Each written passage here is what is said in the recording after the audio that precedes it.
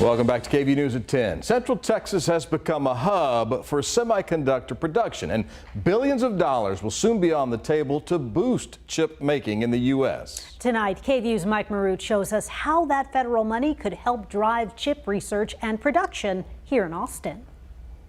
Texas holds a special place in the growing semiconductor industry. We're trying to attract much more manufacturing here to the state of Texas. Making more chips and making better chips. Fortunately, we do both here in Texas. Congress passed the CHIPS Act at the end of 2020. It sets aside $52 billion to incentivize semiconductor companies to build in the U.S.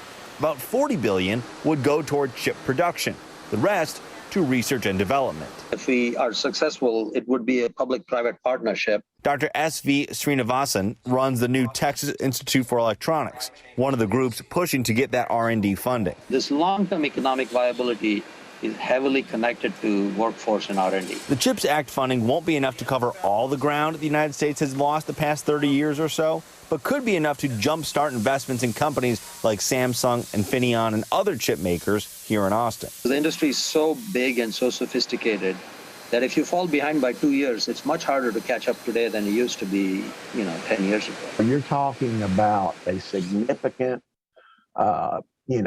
opportunity as far as attracting all sorts of layers of the economy by just attracting that one industry sector. The Conference Committee of U.S. Representatives and Senators now have to meet to hash out the differences between bills to fund the CHIPS Act.